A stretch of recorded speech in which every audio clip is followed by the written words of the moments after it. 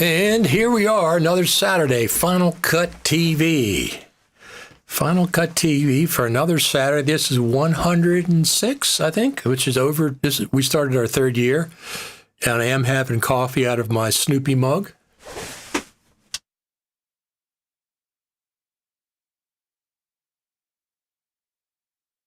Absolutely.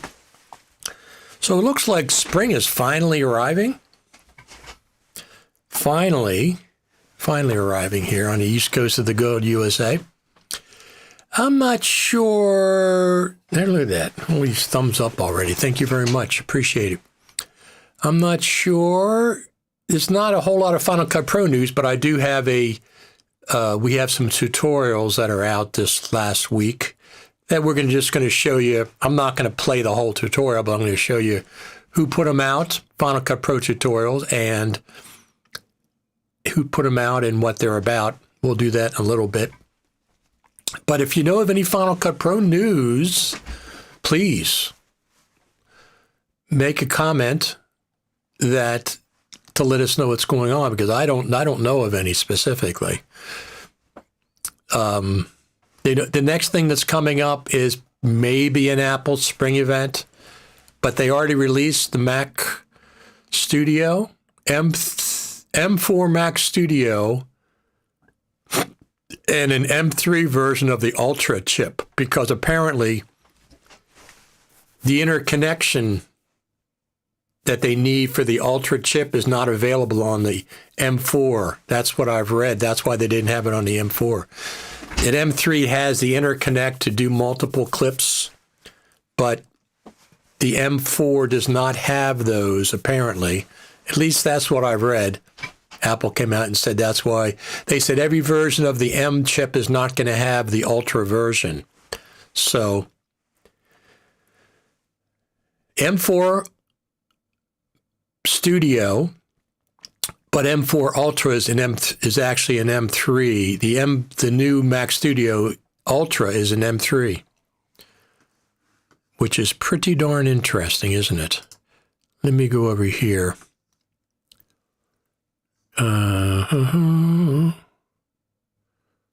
I know what. I did that on the Final Cut TV and radio Facebook page. Probably on Final Cut Pro tips and tricks as well. So DaVinci Resolve 19 has put out their version 19 manual. They have some of the best. They have extensive documentation. They have one for Fairlight. They have one for effects. They have one for DaVinci Resolve. They have one or two for color correction. Most of them are 18, 18.5, but they just put out the DaVinci Resolve 19 version. Here we go. Here we go. So this is, here we go. This is what's happened. The Mac Studio gets an update to M4 Max or M3 Ultra. So it has the M4 Max, but if you want to get the Ultra, you need to stick with the M3. I don't need the Mac Studio. My Mac Mini Pro is doing fantastically for everything that I'm doing. So M4 Max, M4 Ultra, M3 Ultra for the Mac Studio. I haven't priced one, but I imagine it's $4,500 to $6,000 for one that I would get. I'm not spending that much. My Mac Mini Pro is doing fantastically for me right now.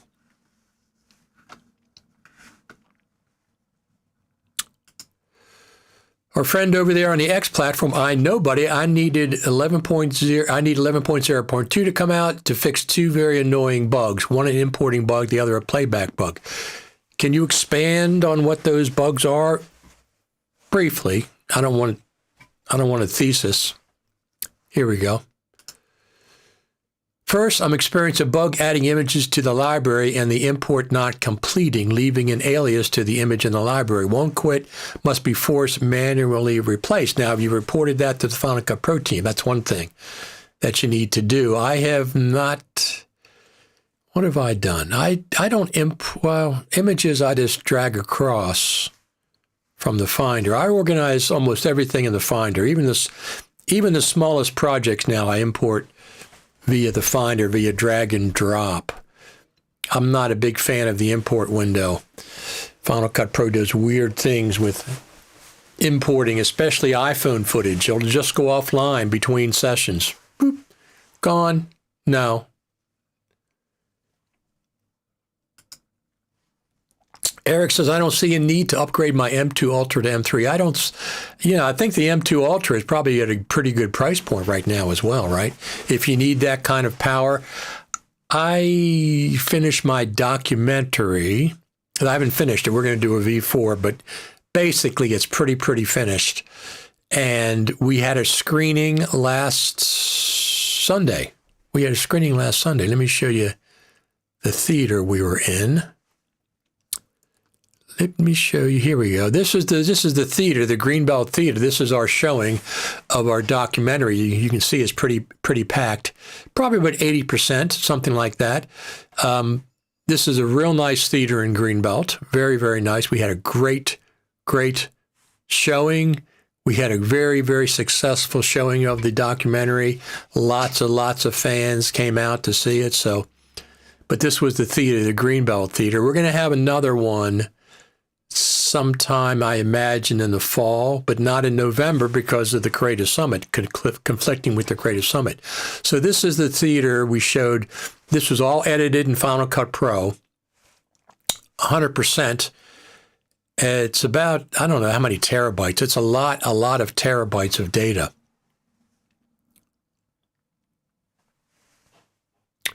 Greenbelt Theater, showing my documentary from last Sunday. Second, playback stopping and scrubbing stopping, requiring restart Final Cut Pro to get playback back, sometimes forced. That's terrible. Those are terrible bugs. $1,600 for a trade-in, and no, sir. When I have to force quit on these, I include a report. Absolutely. The more information you can give the team, the better it is, the more easy they're going to be able to identify. So at this point, for example, because like bugs like this, I expect 11.0.2 to be perhaps another bug fix.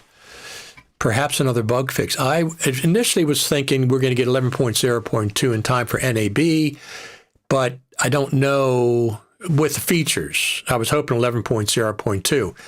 They can always put a feature or two in with a bug fix. So 11.0.1 is strictly for bug fixes. 11.0.2, if they want to bring it out between now and NAB, they could add a couple of features. Even like mid-tier or low-tier, they could add a couple of features to 11.0.2 plus bug fixes. No idea. I'm just thinking they're going to give us 11.1 in November at the Creative Summit. Let me just put this over this way a little bit. There we go. Now I'm speaking more directly into the microphone. I was off a little bit. So they occur randomly. I can't reliably reproduce them. That's the hardest kind of bug fix, as you can imagine, to take care of. I mean, it's frustrating for both the user and the Final Cut Pro team. Final Cut Pro team, not protein, pro team.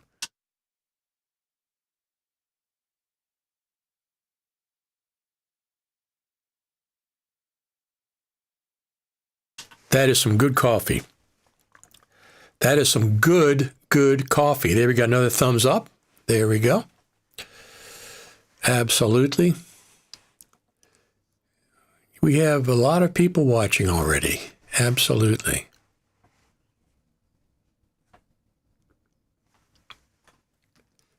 Good old thumbs up. There we go. Lots of good thumbs up from everybody. So, NAB, yes or no? I don't know yet at this point. It depends on a few things. It's really strange because some days I say, yes, I'm going to NAB.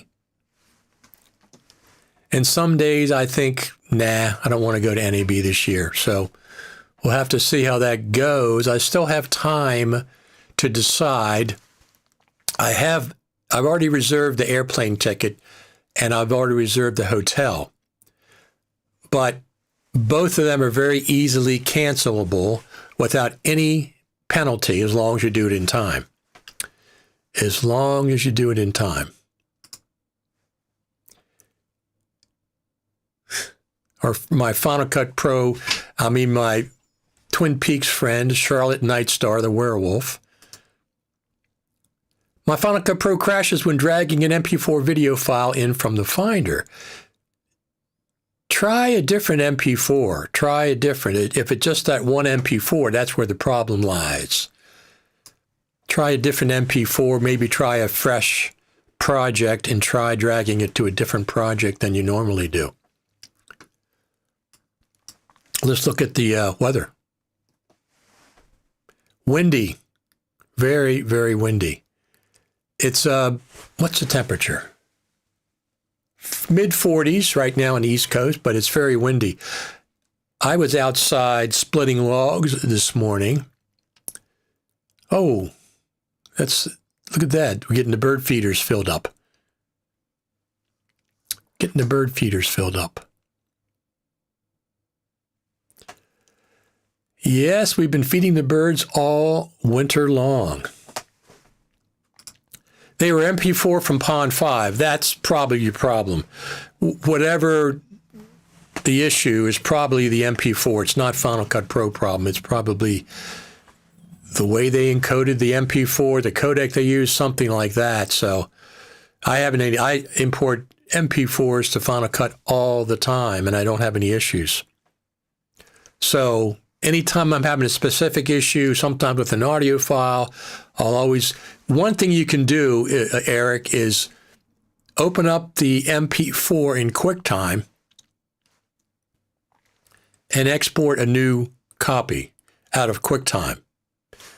A lot of times that'll work for me where something's problematic dragging in, open it in QuickTime, export a new version from QuickTime, and a lot of times the new version works really, really well. Works fine, I mean. So just try that. Just try that. Now we want to say congratulations and we want to say hello to the Final Cut Pro team. We know you know what? Oh, that's there. Okay.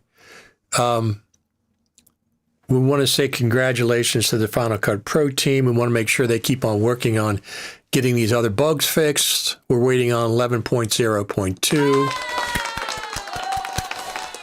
Thank you, thank you, thank you. Matthew says, Meta Edit apps have already given access to certain people, supposed to release at end of month. Yeah, I saw that. Hopefully it doesn't have a 47-page TOS, Terms of Service, like CapCut does. They have 47-page PDF that you have to agree to in order to use their software. Now, what the heck is wrong with them? LumaFusion has a 2 or 3 page, something like that, and they never use your private data.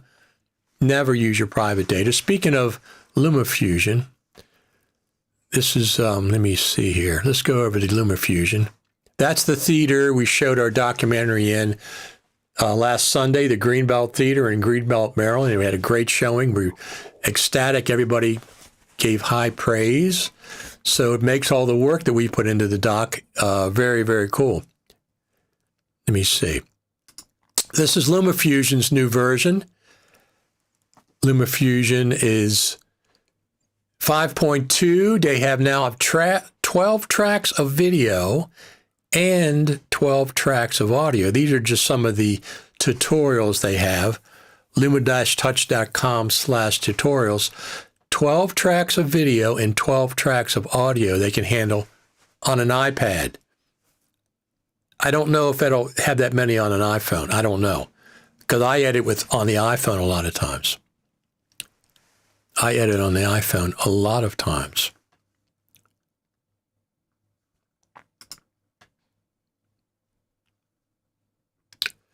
Charlotte says, beautiful. I haven't seen a theater that packed since Marvel Avengers Endgame. Absolutely. So, yeah, so this is the third showing we have, version 3. We did the first 1 and 2 at the AFI, American Film Institute Silver Theater in Silver Spring, Maryland, where I used to go when I was a kid. I went to school in Silver Spring. We grew up in Silver Spring.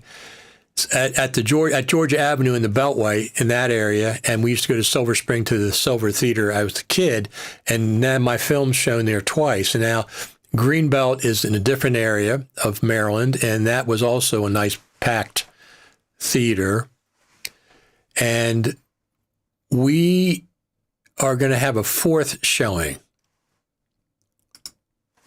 What do you export your video out for that? So I always export a high quality ProRes file, a master file, which in this case, this is a long documentary. It's 2 hours and about 2 hours and 20 minutes, maybe 2 hours and 30 minutes. And we have an intermission built in that has music playing and a countdown timer in the middle. So total, it's about 2 hours and 45 minutes. With the intermission in the middle, so it's like an hour and 10 minutes or so. Intermission kicks in so people can get up, stretch their legs, use the restroom, get a snack, get popcorn, and then we start up again with the countdown timer in the middle. And I export a ProRes file, master ProRes file. This one was about 186 gigabytes, something like that. But we convert that ProRes file into a DCP, digital cinema package. And that's what played back in the theater. The theaters require a digital cinema package. The Silver Theater, the AFI Silver Theater, you just got to give them a ProRes file and a flash drive. They do the DCP conversion themselves. Greenbelt didn't do that. They wanted to charge us $200 or more to do the DCP package. So I did it myself, gave them a DCP package on a flash drive. They did the conversion to their system, whatever that process is, to the SSD or whatever they played it back on. And so that worked out really, really well.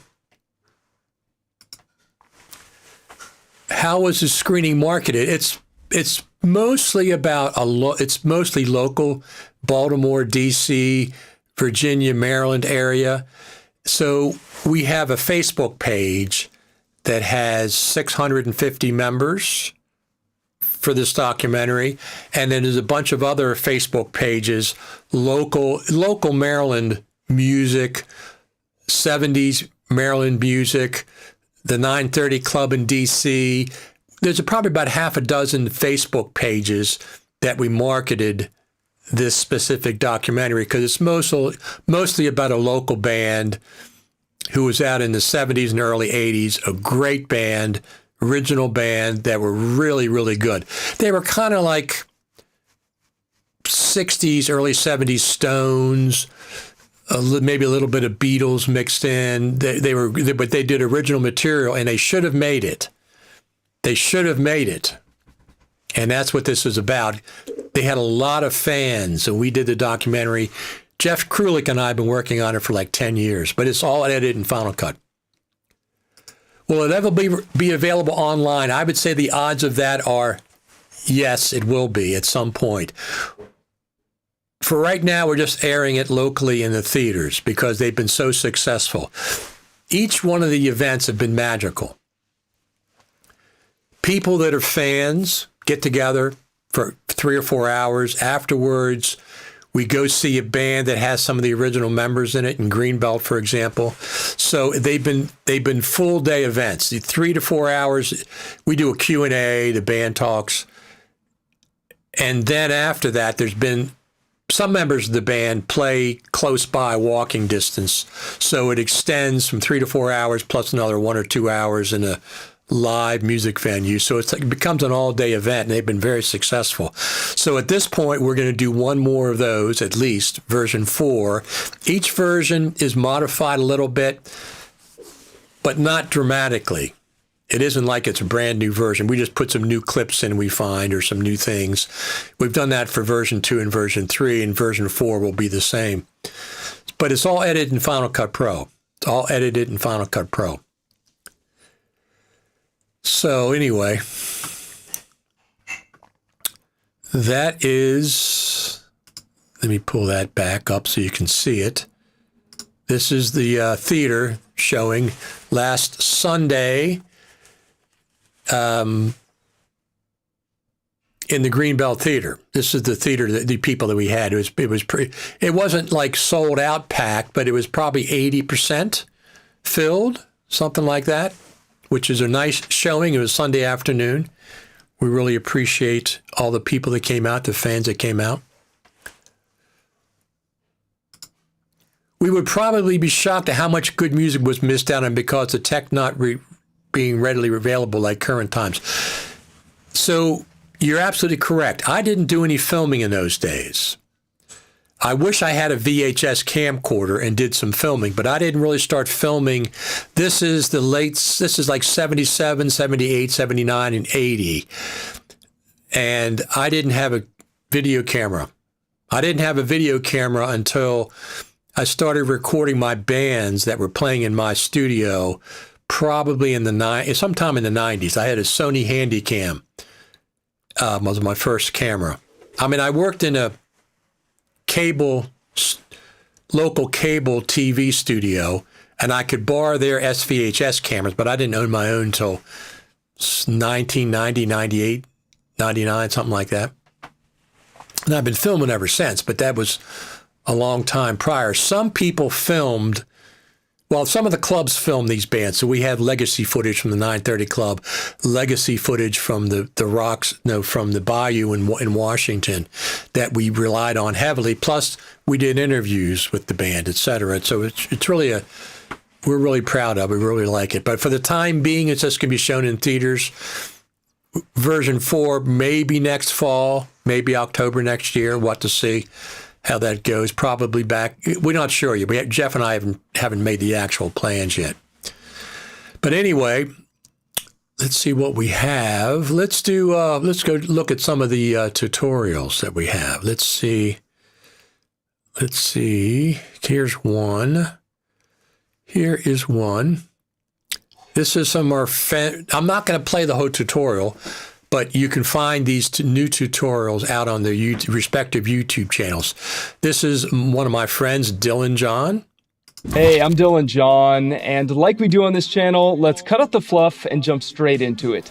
You probably already know that if you want to apply effects or a color grade from one clip to the next, you can do the old method by pressing Command-C to copy the effects on this clip, go to the clip that you want the effects to be copied over to, and hit Shift-Command-V. This will bring up your Paste Attributes window, where you can just hit Paste if you want to paste everything, but a little tidbit here that you may not know. Let's say you just wanted to transfer over this first layer. You can just hold Option, and it's going to quickly deselect everything else in this Paste Attributes window. So rather than... So he has a tutorial. Go over to Dylan John's on YouTube. He has a nice tutorial about copying and pasting things that you might not know. I met Dylan at NAB years ago. I met the two Dylans, the two Final Cut Bro Dylans, Dylan John and Dylan Bates, the Final Cut Bro, at NAB, and we ran each other. I see Dylan Bates if I go to NAB. Usually I see him every year. I didn't see Dylan John last year, but that's one of the tutorials. Just go to YouTube and search for Dylan John. This is his latest tutorial. Now, what else do we have? Let me see what else we have here. We have some more tutorials.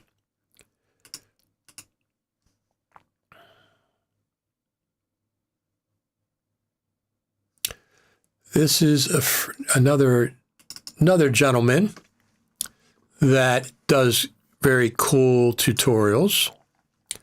We'll look at his. Here we go. Latest tutorial. Today, we're taking a look at Surge. 5 skills and tools you need to learn and use in Final Cut Pro to edit your videos 10 times faster. First is custom effect presets. If you go over to your video inspector, down at the bottom, you'll see this little Save Effects preset button. This is really powerful. Let me show you. Let's use a studio shot like this for an example. This is what I usually start out with.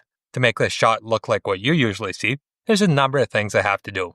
First, I normally shoot vlog, so the talks about once you make a custom effect, this is a very powerful thing, save effect preset. You can save the effect with all the parameters inside. You can rename them, you can organize them in its own folder. If you want to know where the folder is, right click on one of those effects and choose Reveal in Finder. So this is Serge, and he has this is over on his, just go to his YouTube channel, you can find out.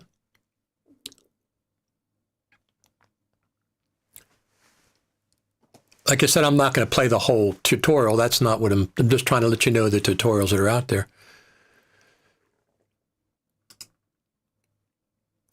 Oh, that first bug, a symptom is the paste effects does nothing, doesn't work at all. That's the first indication of the problem. Okay, that's good to know. Thank you very much. Raphael Ludwig released a new tool pack for Final Cut that are very useful. I picked them up the other day. Okay, very good tip there. Now we will, while we're talking about tutorials, we'll get one more. One more from my Final Cut buddy, Dylan Bates. Ever since Final Cut Pro 11 came out, everybody has been talking about the magnetic mask. That said, I thought it'd be interesting to take a deeper look at some of the other Final Cut Pro 11 features that you might have missed. The first feature on this list is even one that I missed when Final Cut Pro 11 first came out, and it was pointed out to me by Bam Rainey over on a live stream. When you drag an effect from the effects browser directly into your viewer, you'll notice that it immediately wants to add the magnetic mask. Many people were asking me, how can I get rid of this functionality, because I would prefer it to be the object tracker which we had previously. You can actually push the command key and that will give you the object tracker. So you can apply this just like you would with any other effect in the older versions of Final Cut Pro. Isn't that a cool tip? When you're dragging over, hold the command key down, and it'll change to the object tracker when you're dragging an effect over. Very cool tip. So those are some of the tutorials that are out.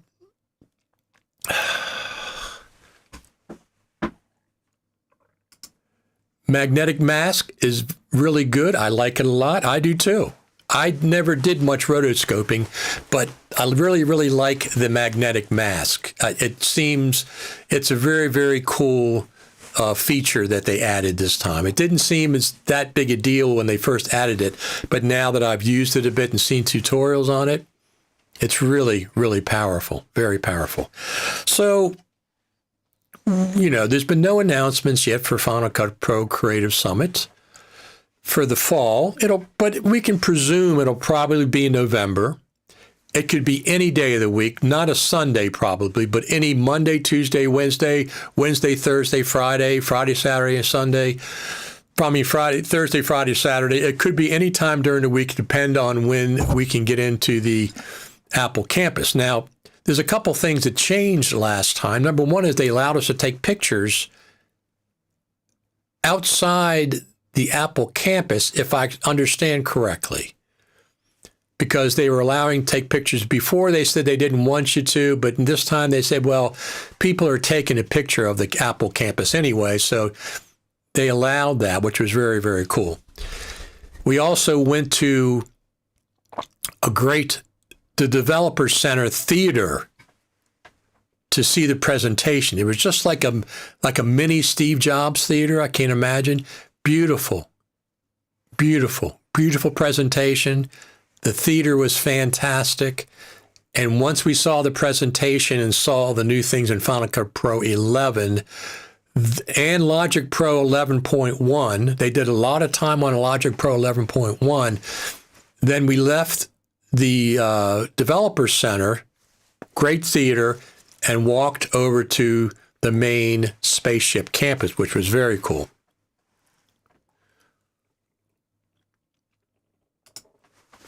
Matthew says, what do you think Apple has for the summer since they released the Mac Studio this week? You mean hardware? Hardware-wise? Well, they haven't released the Mac Pro yet, have they? An updated version of the Mac Pro. I would not expect a new MacBook Pro or a Mac Mini Pro until earliest next fall. Of course, the iPhone 17 will be out in September. That's one of their big things. And I will get the iPhone 17 because they're talking about a lot of video improvements. And what I'll do is I'm keeping two iPhones, two generations. Right now I have iPhone 16 Pro Max, iPhone 15 Pro Max. When the 17 Pro Max comes out, I'll buy the 17 Pro Max and I'll trade in my 15 Pro Max. So next September, October, I'll have an iPhone 17 Pro Max and an iPhone 16 Pro Max, which is very, very cool. I really like that. And I also have my Action 5 camera, my DJI Action 5, which is really, really great little action camera. I really like it a lot. I really like it a lot. Absolutely. So, no idea. I have no idea what they're doing with Final Cut Pro currently. I would like to see a feature or two added with 11.0.2 before NAB or right around NAB, so there's something to talk about. Even if I don't go to NAB, I'm not sure if I'm going to at this point. But if I do, having a feature or two update at NAB will be good because it'll create some Final Cut Pro buzz. It'll create some Final Cut Pro buzz. We have like 70 people watching live right now, which is really great. A lot of people on the X platform as usual. A lot of people on the X platform as usual. And then a lot on YouTube and a lot on Facebook. Very, very cool. Very cool. So some people have reported bugs. I know Buddy reported bugs still in 11.0.1. I haven't updated to 11.0.1 yet, but I probably will now because I'm done with the current showing of our documentary. We won't be editing again until perhaps late summer. So we'll probably get back into it late summer. And I'm not going to change a whole lot until then. I mean, I'm going to go to 11.0.1, but I'm not going to go, well, we'll see. Listen, probably we're going to get 11.1, which will be a major update at the Creative Summit in November. Between now and then, I'd like to see some more features introduced. They usually just don't do bug fixes for the entire time between a full point update between 11.0 and 11.1. That would be strange. So I expect a feature or two. To be introduced between now and next November, when we're probably going to see 11.1. I had the second bug occur in 11.0 and earlier. Okay, so I mean, it could be 11.0.5 at the Creative Summit. There's no guarantee it's going to be 11.1, but I would say probably, I mean, if it's 11.0.5 or something like that, that'll be another feature update as well. They're not going to introduce a bug fix update at the Creative Summit. Now, in 2019, they didn't introduce nothing. 2019 was a real dud for Final Cut Pro update at the Creative Summit. It was really nothing, but that's the only time. Only one time was there no update for Final Cut Pro around a Creative Summit. Every other Creative Summit in person, they've had an update to Final Cut Pro.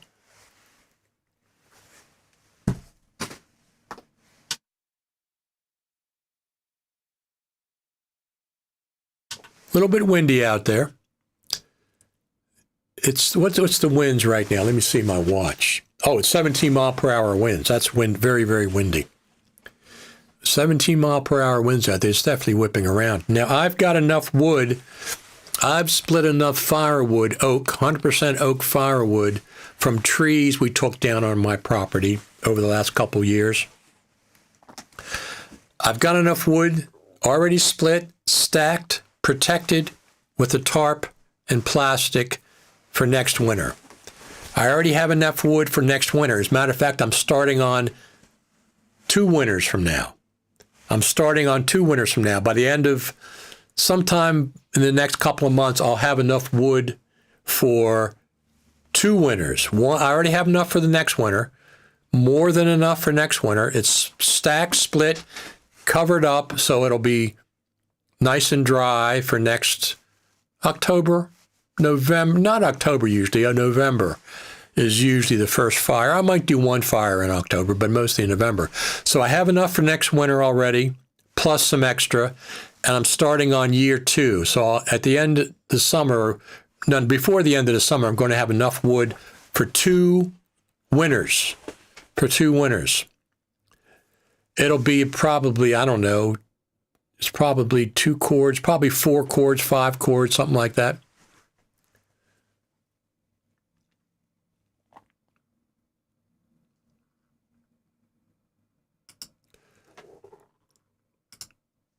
I have a problem when my project is longer than 20 minutes. Now, it's probably a plug-in or something in your media, because I just completed a 2 hours and 45-minute project from Final Cut. 2 hours, 45 minutes, exported perfectly. I exported both an MP4 for review and a ProRes file for the movie theater. So it's definitely, Final Cut can do longer. I would suspect one of your media clips is corrupt or something, or you have an old plugin that has to be updated. Those are the 2 most common things.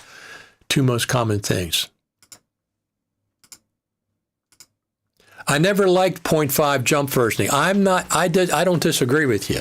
I'm just setting out some expectations that I expect 11.1 coming out at the Creative Summit. That's what they did with Logic. They went from 11.0 to 11.1 in 1 year. From one Creative Summit to the next Creative Summit, they did 11.0 to 11.1.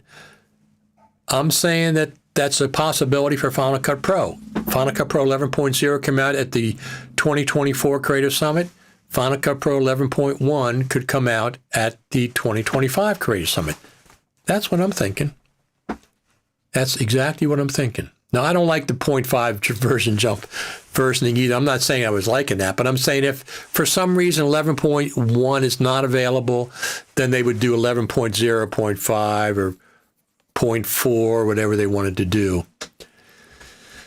That's what I expect. That's exactly what I expect.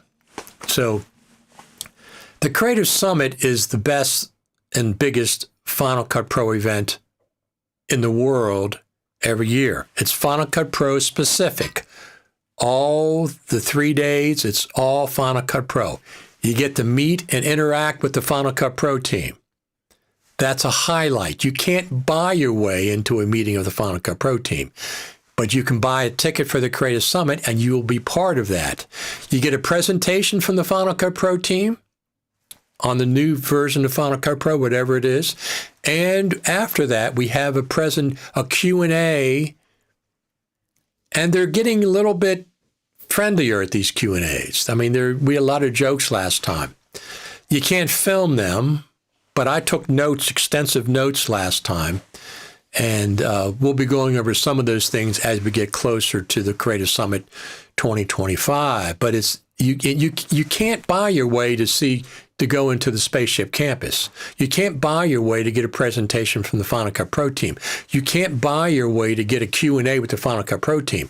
But you can by buying a ticket to the Final Cut Pro Creative Summit. Future media conferences and Apple team up, and they schedule that typically. Usually I know about it a little bit in advance, a month or 2 in advance, but I don't say anything until FMC makes the announcement. So I don't know anything yet. It's too early. Usually May, I might hear something, a possible date, but they don't fill out the calendar until the summer, June, July, August. They don't fill out the calendar with who's presenting, special presentation. Last time we had Michael Cioni did a 90-minute keynote presentation. It was fantastic. Fantastic. I did film that, but Strada, Michael's new company, put that out themselves. Of course, they had 2 high-quality cameras on tripods manning that. I filmed it myself, a combination of my Lumix S5 Mark II and my iPhone 16 Pro Max, combination of the two. The Lumix does great for those, but the iPhone 16 Pro Max is no slouch. I don't bring the Lumix to NEB. I don't need it NEB. Everything's well lit for the most part, and I'm not carrying around that heavy camera.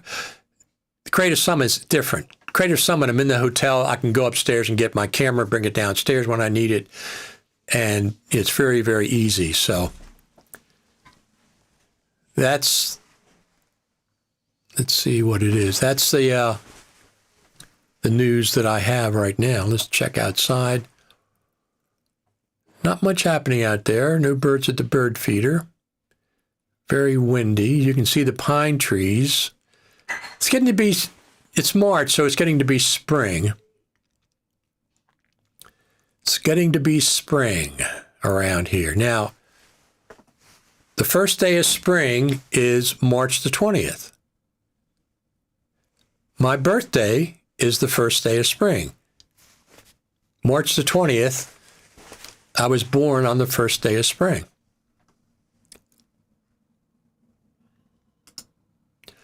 Hi, Richard. I'm ready to move from the MacBook Pro to the Mac Mini Pro. Do you usually use the migration tool? Do you start with a fresh install, and does this bring across plugins? So I usually start with the fresh install, but I do some.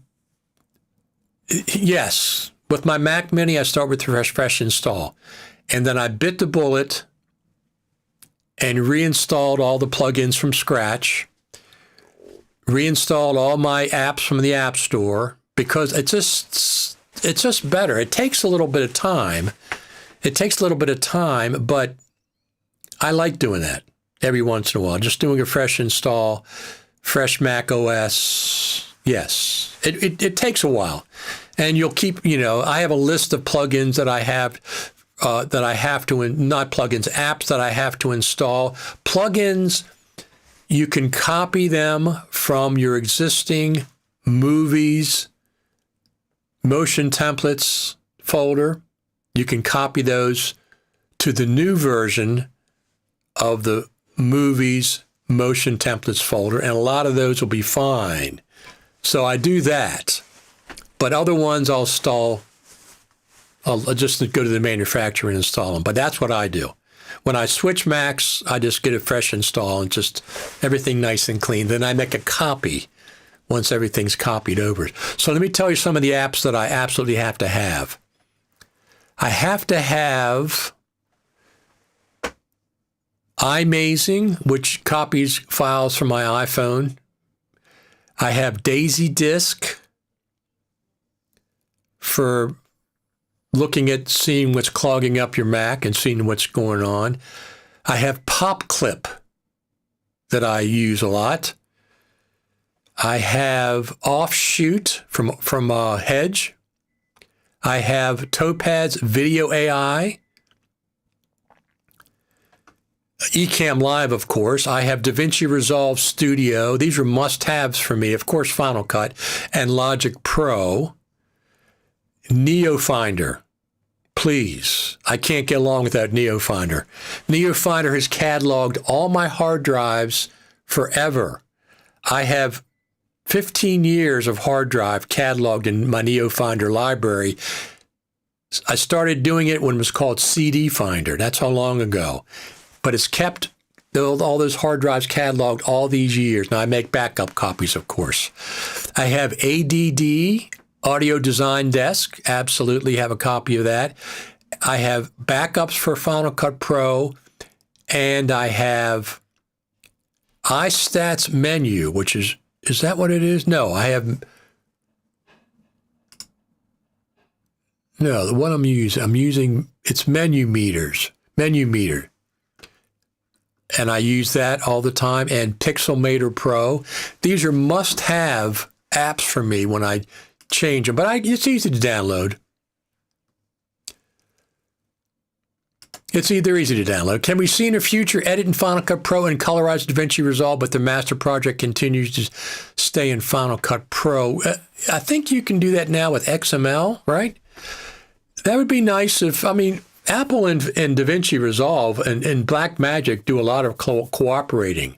So that would be nice if there is some other kind of a way besides XML. XML is pretty good. Yeah, obviously DaVinci Resolve has a superior professional color grading edit suite. And a lot of Hollywood films are edited or color corrected and color adjusted in DaVinci Resolve. So that would be nice.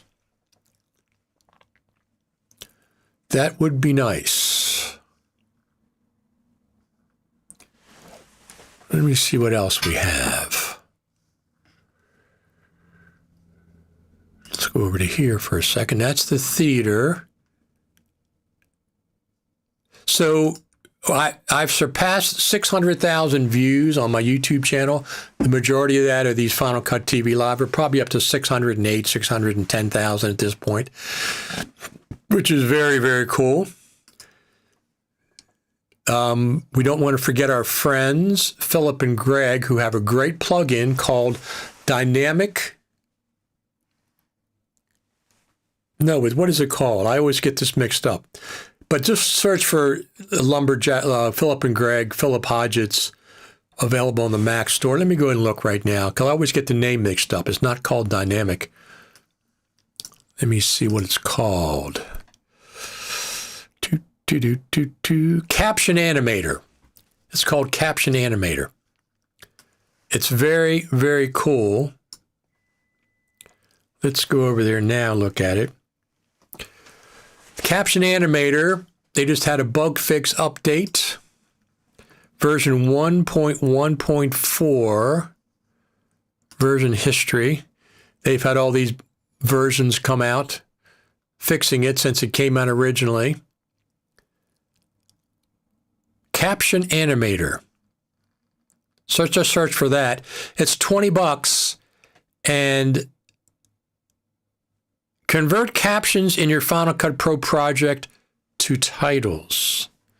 It's a very, very cool plugin. I use it all the time when I use Final Cut for making subtitles, titles, captions, whatever you want to call them. Now, Philip and Greg are planning on being, as far as I know, here at the Creative Summit next November. We'll see all of our friends, probably our friends from Australia as well. And friends Brett from Brett FX, of course, Bradley Olson, who's going to be bringing donuts. He brought some fantastic donuts last time. They were absolutely superb donuts. And we get to see the Final Cut Pro team again. Final Cut Pro team. I have to slow down between pro and team because the captions always say protein, Final Cut Protein. No, it's not Final Cut Protein. It's Final Cut Pro Team. Pro Apps Team is another way. The last time we had at the Q&A, we had somebody from the Logic Pro team there, and I went to talk to them. And what else is new? So there's not much else new. But we'll be back next Saturday, as usual. Maybe. I don't really expect anything. I mean, Final Cut 11.0.2 around NAB. NAB is the first Sunday in April. That's when it starts. So having a new update to Final Cut Pro in time for NAB just gives you free publicity. It gives you free publicity. Now, it can't just be a bug fix. I won't give you any publicity. You have to have a feature or two in that. And why not capitalize on free publicity? It'll create a little Final Cut Pro buzz at NAB. Now, if nothing's ready, there's nothing much you can do.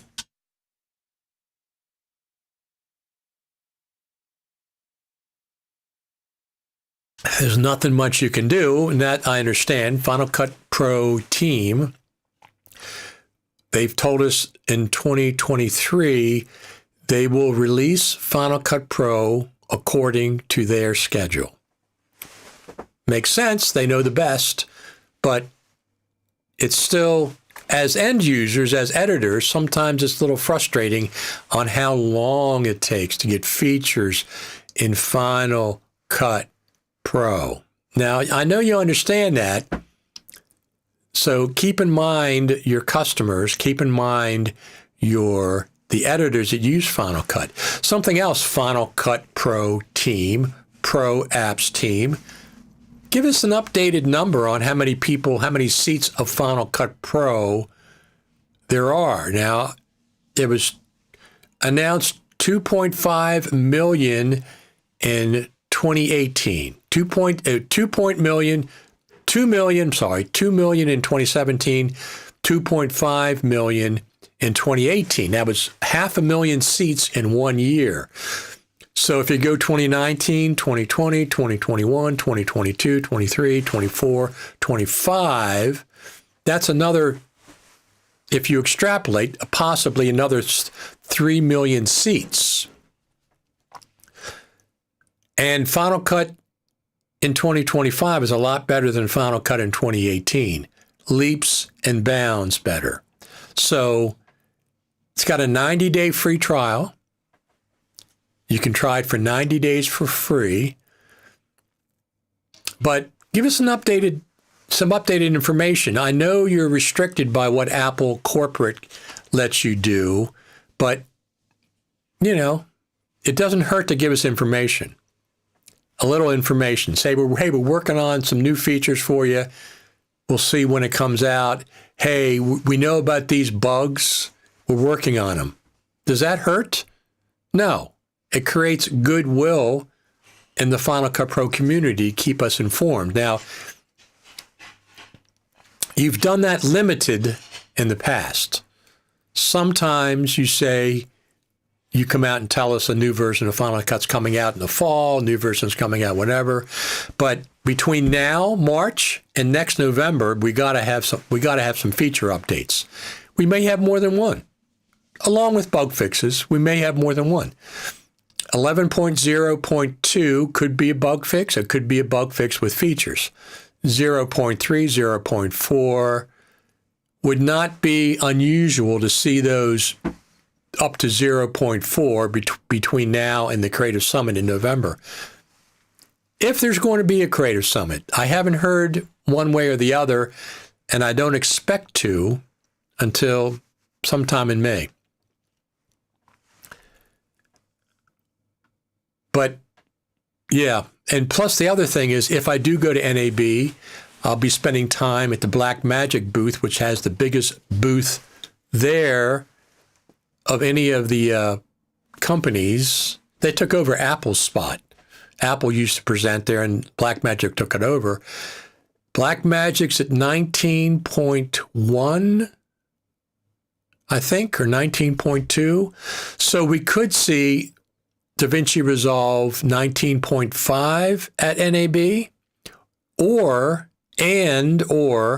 they could release a beta version 20 at NAB. A lot of times they release the beta version with a lot of nice features around NAB, so that'll be interesting. They could release 19.5. They could say, hey, here's beta version 20 around NAB. They always got lots. Blackmagic has lots of new product, new versions of Resolve, new cameras, new switchers.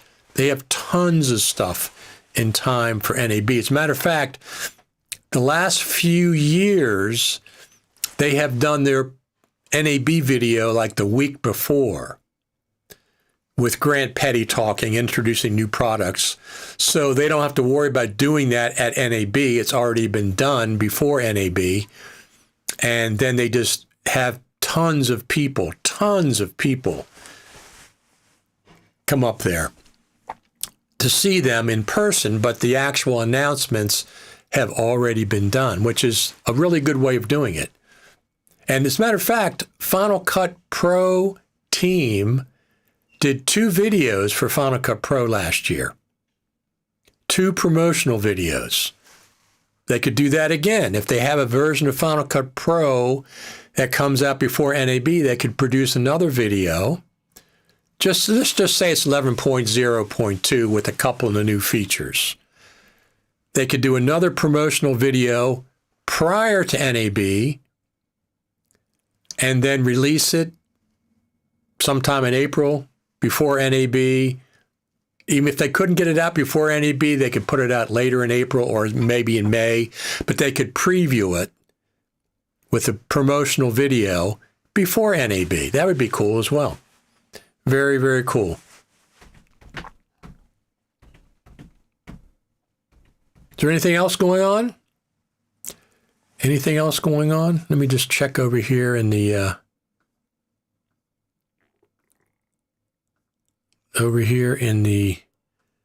YouTube channel.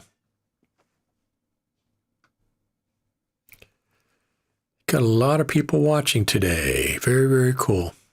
But anyway, we're going to sign off here. I'm going to go and get ready for the rest of the Saturday afternoon. Final Cut Pro is doing well. Here's a comment from our friend Ben. Of course, Apple ties Final Cut Pro very closely to the iPhone now, just logical. Whatever iPhone camera updates come along, get support introduced into Final Cut Pro. That's correct. They've done that in the past. They didn't do it last year, though. When the iPhone came out, they still haven't done it. Okay, they have what is that audio feature that's in the iPhone? That audio feature that you can't get in Final Cut Pro after 6 or 7 months. You can't access it. I forget what it's called. It's called something. Oh, wait a minute. I did that already. Let me just do this. Hold on one second. I'll get this to you.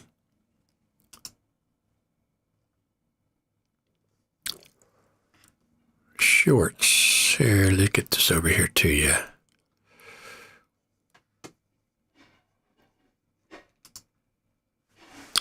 Weird.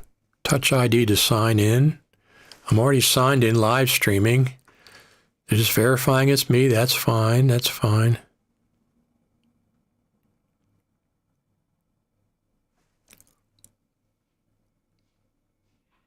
Here we go. So this is peculiar. One of the questions that I have about the iPhone. This is peculiar, but we'll watch.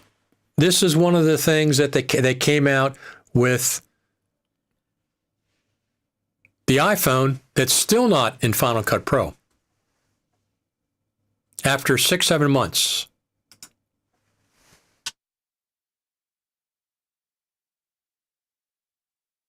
One of the questions that I have about the iPhone 16 Pro Max is their audio mix feature that they showed back in the fall. It looks interesting. They're using 4 microphones of the iPhone, and they have different options when you record with surround sound. You have cinematic, you have standard, you have studio, 4 separate settings that you can do on the iPhone 16 Pro Max with audio. My question is, where is that information stored? Is it stored in the file itself? Or is it only on the iPhone? Well, I found out the answer to that. So here, I located the file in my Final Cut Pro library in the Finder, and I drug it over to the Photos app on my Mac. And look what we have, audio mix on the Macintosh from the file that I imported in Final Cut Pro. So the information stays with the file.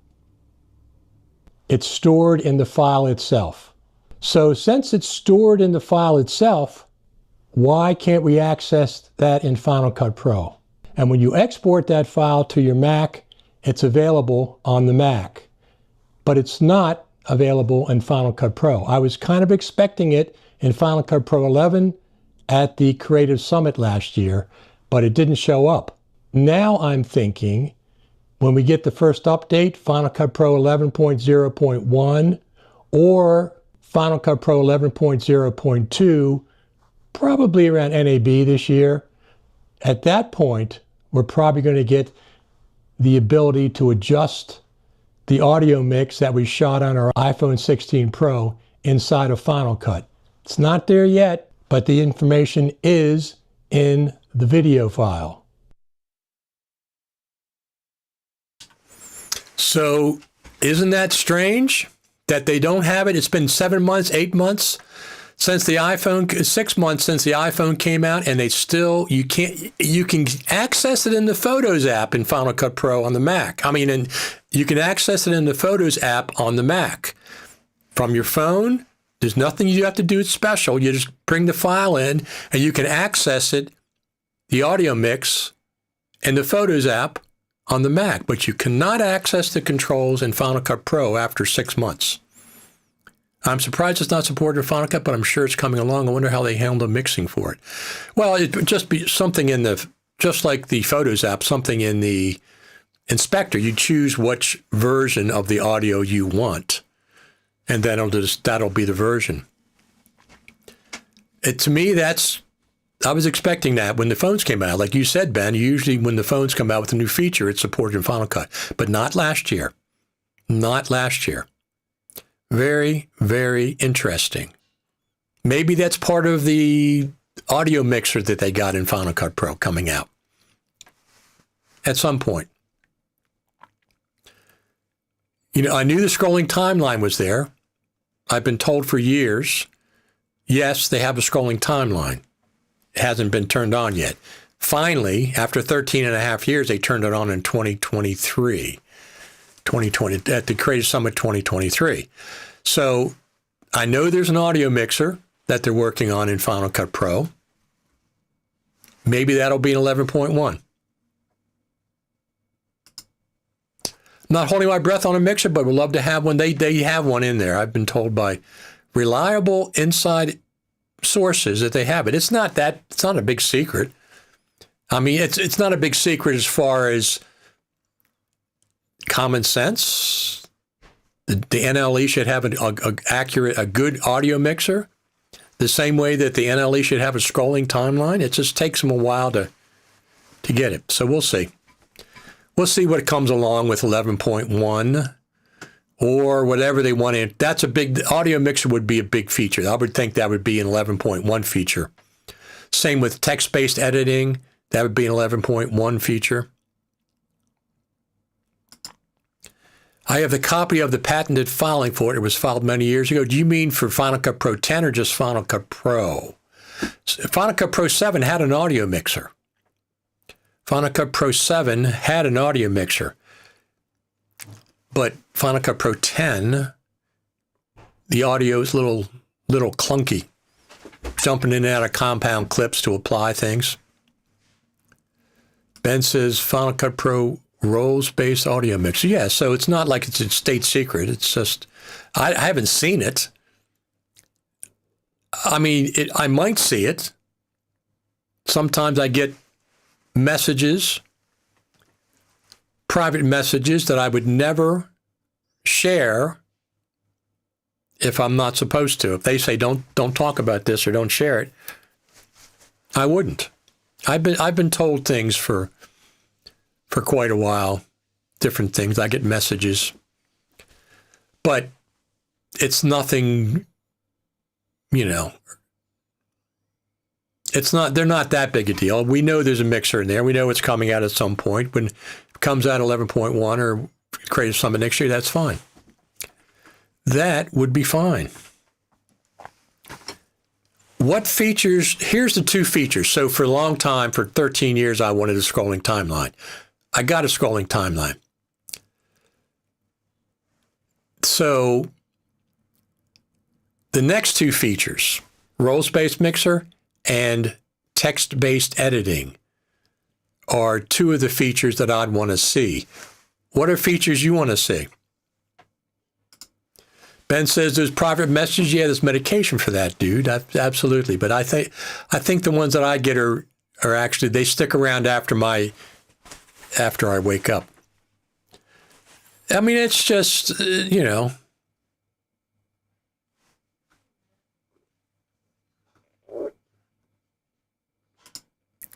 Sean Beckner, our friend Sean Beckner, what mouse do you use to edit with? I just picked up the MX Master 3S, and it's got some pretty cool capabilities.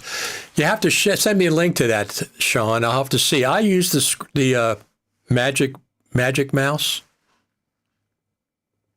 I use the Magic Mouse. I like the fact that it's like a little trackpad on top.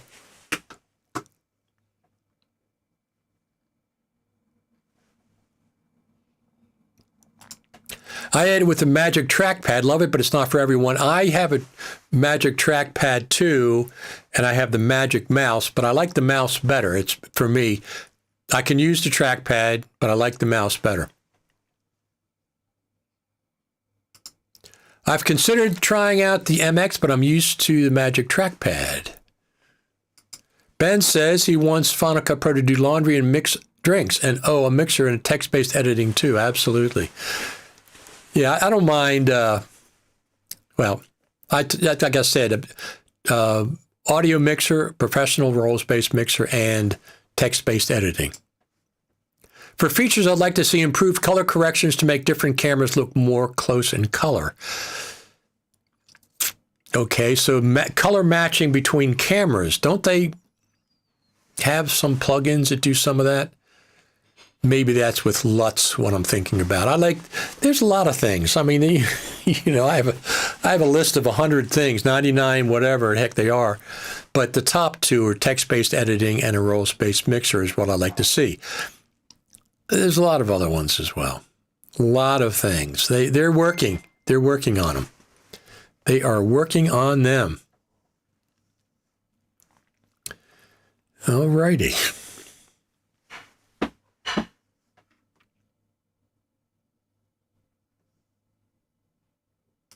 Rendering money. That would be very cool. I don't know if that's legal or not, but rendering money. We got a lot of people watching on the X platform, of course, and YouTube and Facebook. I sent a link in Messenger for you. Very, very cool. So I'm really liking Final Cut Pro 11. I like it a lot. For me, it's been very stable. And I haven't done 11.0.1, but I'm going to this week. I'm going to make a copy of 11, and then I'm going to update to 11.0.1 because this documentary is not going to be edited until, we're not going to do any editing probably until late summer. It's got 2 thumb wheels, and it can be customized for Final Cut Pro 11. Very cool. Very, very cool. I'm really liking the Mac Mini Pro. Excellent, excellent piece of hardware from Apple. I have the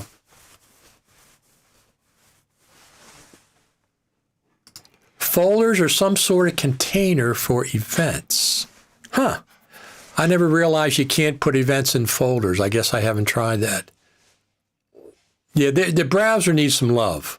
The browser absolutely needs some love. They need to, there's plenty of stuff to do in the browser. I mean, I like to see colors in the browser. You can color code clips. You can color code folders. People use emojis to distinguish in the browser, distinguish things. But they're actually using color. They're using a yellow banana, a green apple, a red apple, a yellow check mark, a different color X. And the reason I say they're actually using color with emojis is because if all the emojis were gray, they wouldn't be using them. It wouldn't be effective. They're using the color in an emoji to start a name for something to distinguish visually in the browser. It'd be much better if we can color code folders, color code projects, color code libraries, color code clips. That can't be that hard to do. LumaFusion has it. On an iPad and an iPhone, you can color code things. And you can sort by the colors. So you can say, okay, all my dialogue clips are going to be the color blue. You make all your dialogue clips blue. And then you can sort by blue. And all your dialogue clips come up. I like to see color coding in the browser. You agreed, poor lonely browser. It's got a couple of features. You know, one of the features that I use in 11 that I really, really like is the ability to move clips up and down in the hierarchy of the different lanes, storylines, and whatever you want to call them, lanes in Final Cut, with a keyboard shortcut. I use that all the time. It's Option up arrow and Option down arrow. Select the clip, Option up arrows, Option down arrow. Down arrow, and it moves the clip up and down in the hierarchy. I use that all the time.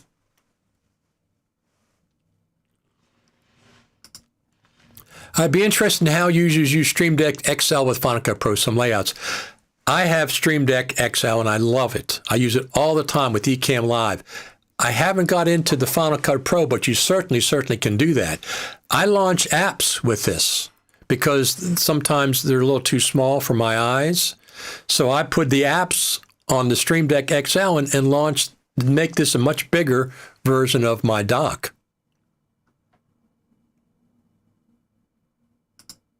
Love that because I do it all the time. Agreed, absolutely agree. People say, just use emojis. Yeah, but you're using color. They're using color. If all the emojis were gray, it wouldn't be effective. Using the colors of the emojis. I launch apps with Siri because I'm that lazy. Absolutely. Siri's going to be improving from what I understand. Coming up. Who else is, have you been excited about Final Cut Pro 11? I mean, I have. I like it a lot. The mask and all the other things. It's been very, very stable for me. I haven't experienced all of the problems, but we'll see. So let's hope for Final Cut Pro 11.0.2 with a couple of new features. Hey, give us 4 new features. That would be great. Even if they're mid-level, lower tier. I don't think we're going to see the mixer or text-based editing in a 0.0x. I think that's probably going to be 11.1, something that big. But there's other features you can sneak in there. You can give us. That would be great. All right, I'm going to get out of here and get back to work on other projects that I have to do for Saturday projects. I'm done splitting wood for the day. I have a 27-ton log splitter, and I've already split plenty of wood. Ben says, Option arrow I use a lot. I hide clips use occasionally. Never have the need for tracking or magic masking, just doing straight local TV shows. Exactly. Yeah, Option up arrow and down arrow, because, like, here's the thing. When I'm doing the documentary, I have not a lot of lanes, but I have maybe half a dozen lanes in the documentary. Storylines, main storyline, audio below, graphics above, titles. So if I'm working with titles, for example, I'll select the titles and Option down arrow to bring them right next to my main storyline. When I'm done using them, I'll Option up arrow and put them back up above in the hierarchy. I use that all the time. Instead of dragging and maybe getting them out of alignment, I know you can shift, I think it's shift drag and it'll stay put, but the Option up arrow, Option down arrow is much, much better. I use it all the time when I have multiple lanes.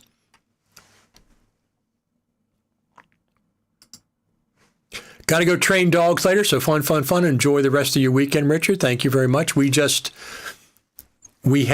3 community cats outside that I built a sunroom for.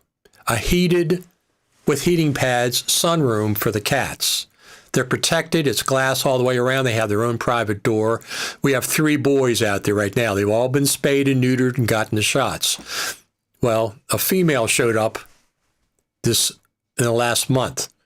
We took her to the vets on Friday, and we're probably, I don't know what the situation is, but she's safe inside right now. She's going back to get spayed next week, and then we'll decide whether she goes back outside or stays inside. We have 2 cats inside right now that we really like, so. Can you option down arrow below the primary storyline? No, no, you can't, but you used to be able to drag stuff below the primary storyline, titles and clips and stuff, but now they've stopped that and just audio below the primary storyline, which makes sense. Primary storyline's like the main dividing line, but here's one thing I'd like to see that Logic has and all the other apps have. DaVinci Resolve, I guess Premiere has it. I'd like to be able to adjust the height of storylines. Not just like when you put a transition on a clip, boom, it's just this big fat secondary storyline. I'd like to be able to adjust those individual heights to what I want. Maybe even save different levels, 1, 2, 3 or something. This is, with this keyboard shortcut, make it this height. Logic has it. You can drag adjustable lane heights. That's something else I'd like to see.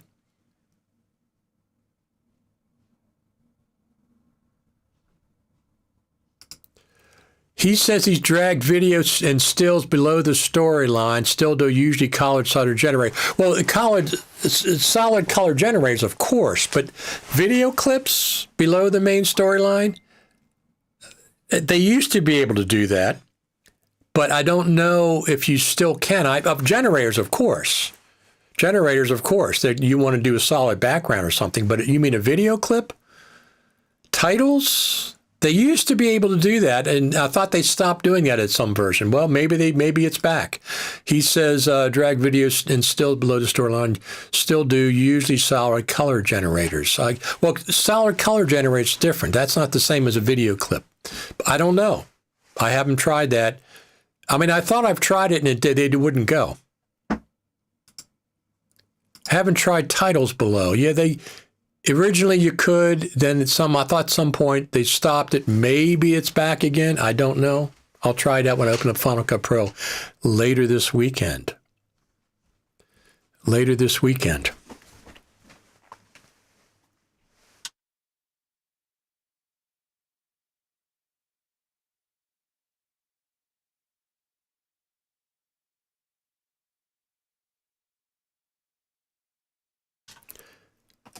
Okay, Ben says titles can go below primary storyline. Just test it. There you go. Sometimes they change things, and it's not in the notes, because I thought for a while they just didn't. I know when Thomas Grove Carter did one of his earlier videos, he had a lot of stuff below the primary storyline, and then I thought at some point they stopped allowing that with some update. So maybe that's back again now. Maybe that is back again. Titles can go below. There you go. See what you learn on the Final Cut TV? That's why we have this every week. That is exactly why we have this every week.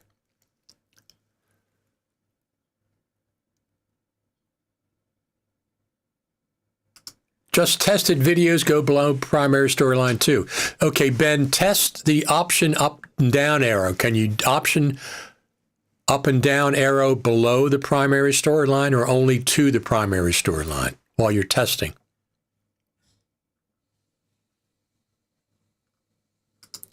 Connected storylines don't work with option arrow. What about individual clips? Will they go below the primary storyline with option up and down arrow? Try that while we got you here.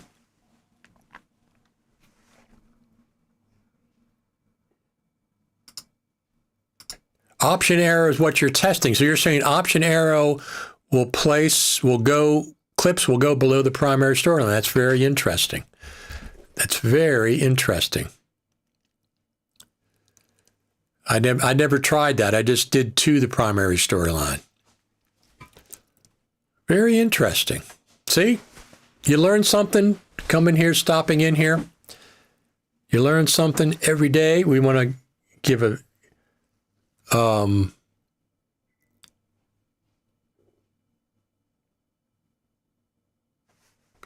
take it back. We'll move connected storylines. Isn't that amazing? That's something I didn't know.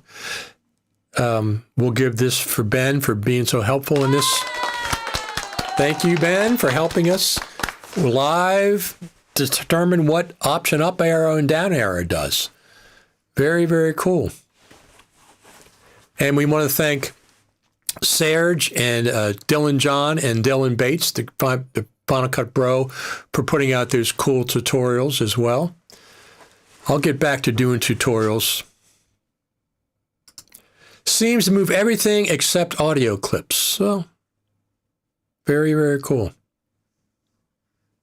Very, very cool. So you learned something today thanks to our friend Ben and other people.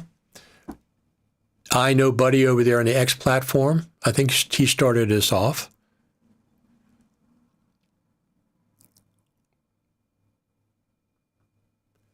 He started it off with, can you option down below the primary storyline? And I didn't think you could, but apparently you can. Ben said you can. So I agree.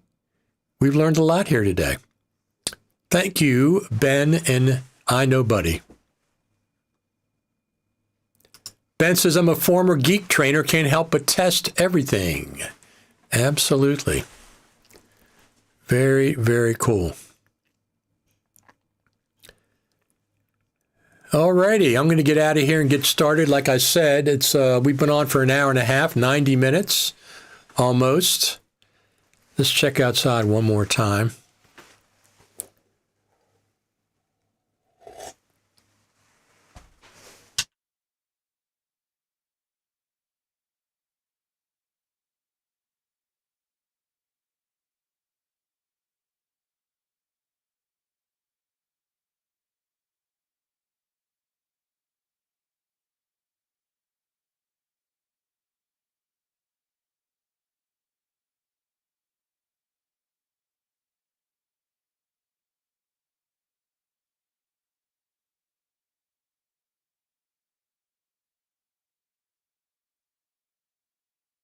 Thank you. When it gets warm this week, I'm going to do some live streams around the property to test out live streaming on my iPhone, because I got some things I want to test out, microphones, and I got the new Insta360 Flow Pro 2 gimbal that I haven't really used that much. And I want to do some live streaming around the property, and I'll do some of those. I'll come on live for that. But I don't expect, 11.0.2 could come out in March, so we'll see what happens. I don't expect to be back on talking about Final Cut between now and next Saturday. I don't expect it, but we'll have to wait and see. But I want to say thank you to everybody for tuning in. We're working towards 700,000 views on the YouTube channel, which is really, really cool. Thanks to the Final Cut Pro team and the Pro Apps team for giving us Final Cut Pro 11. It's doing great for me so far. And if I don't see you before then, I'll see you next Saturday. Thanks, everybody, for tuning in. Follow along on the YouTube channel. Where in the heck is that? Here we go. Final Cut Pro. Subscribe. Here's the YouTube channel. YouTube.com/RichardTaylorTV. And our Facebook page is this one. Facebook.com groups Final Cut TV Radio. We have a lot of discussions over there. Thanks, everybody, for tuning in. My name's Richard Taylor, and I'll see you, if not before, I'll see you next Saturday. Thanks.